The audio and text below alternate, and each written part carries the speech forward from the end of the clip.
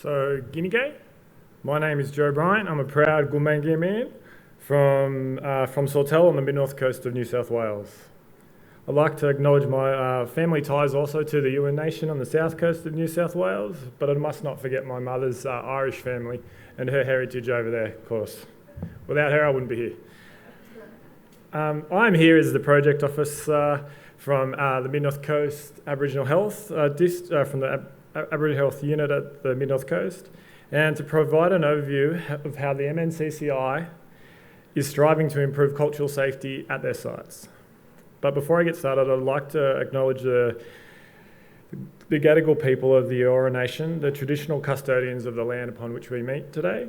And I'd also like to pass on my respects to elders past, present and emerging, and to any Aboriginal people here in the room. So some background information. So in 2008, two social worker students presented a report identifying cultural safety concerns during their placement at the MNCCI. The Mid-North Coast Local Health District Governing Board became aware of the report by the students, and subsequently they asked the MNCCI to present to the Mid-North Coast Local Health District Close the Gap Committee to answer a few challenging and interesting questions. So, Mid-North Coast Cancer Institute is located on the two sites, as you can see, and the MNCCI services Aboriginal people of the Gulmangia, Dungari, Anawan and Biripi nations. The Mid-North Coast LHD's total population for Aboriginal people is 5.7%, which is about double the rest of the state.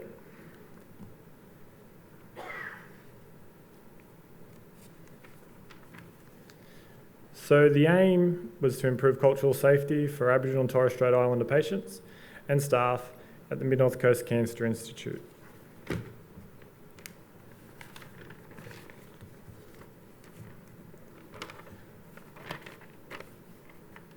So, first of all, they got me on board.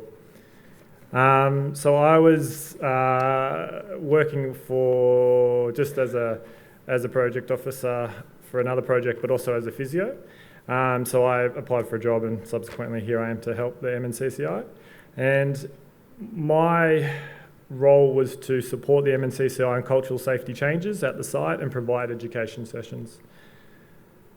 So first of all, there was some brainstorming of ideas by key staff at the MNCCI sites and also Aboriginal health staff in the LHD to address the issues raised in the report. And a comprehensive action plan was developed with Aboriginal health staff to focus on the key areas to change to help deal with the issues raised in the report. And this was then endorsed by the Mid-North Coast Local Health District Close the Gap Subcommittee.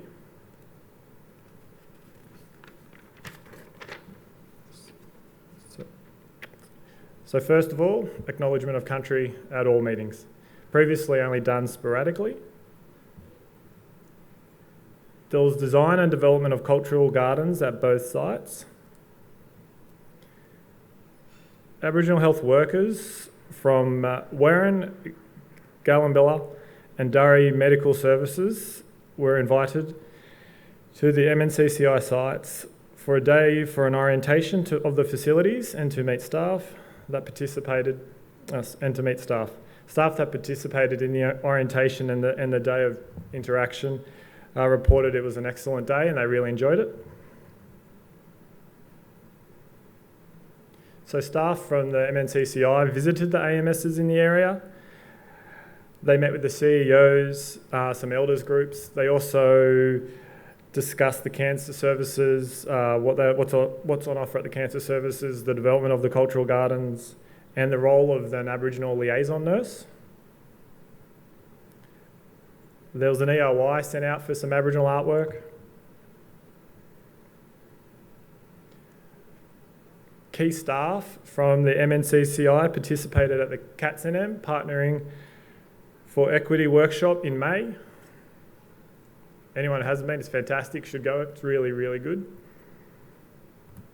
The MNCCI invited the Aboriginal Health, the AMS's GPs to attend the MNCCI to spend some time with the consultants to gain a bit more insight about cancer treatment.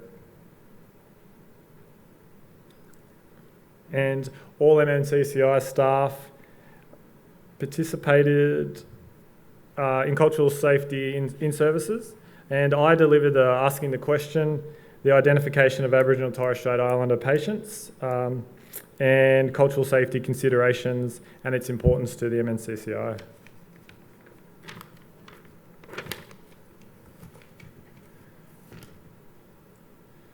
So there is an Aboriginal health worker at Port Macquarie, working in like a liaison nurse role until the end of the last financial year. More funding has been applied for until the end of this financial year. There's funding for Aboriginal liaison nurse at Coffs Harbour, and that's until May 2021, and it's for its 0.2 FTEs.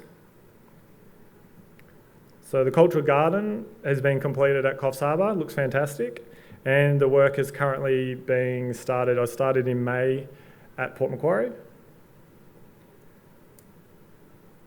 There was a revision of the Port Macquarie A Cancer Journey, Journey of Healing cancer booklet, and there will be a revision of that for the Coffs Harbour once the current print run runs out. So there'll be yearly cultural safety in services for staff. So now Aboriginality is included at MDT meetings. And this is, if available, the liaison nurse is able to attend, and it needs to include cultural safety considerations for the planning stages of Aboriginal patients. So performance reviews. NUMS and seniors nursing staff now include a question about how have you contributed to closing the gap in performance reviews. So there was integration of cultural safety within the LINAC replacement, which has already been completed for one of the LINAC machines at Coffs Harbour, and there will be more to do at Coffs, but also it's about to start at Port Macquarie. There's pictures of that later.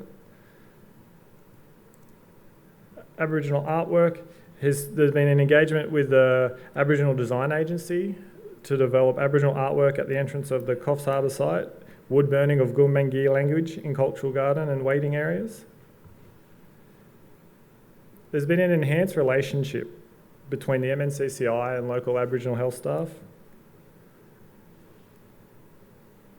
And probably the most important one is the relationship between the MNCCI staff and networking that has been formed as part of this project with our Indigenous colleagues, and they've been collaborative and will be long-lasting.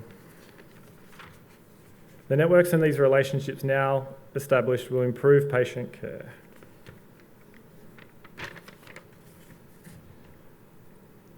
So these are just the Gallumbilla AMS, and there's Warren. So the top left picture of the yarning circle, that's at Coffs Harbour. And the one that's underway at Port Macquarie is the top right. There's the Welcome to Country and the smoking ceremony that was done at the Coffs Harbour LINAC machine, the LINAC replacement.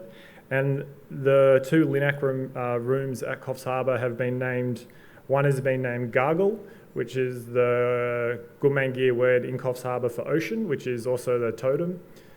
And the other room is Moroi, which is like rainforest. So within each room, in the Gargle room, there's like ocean themed, and in the blues, and in the Moroi room, there's the greens of a forest and woodlands.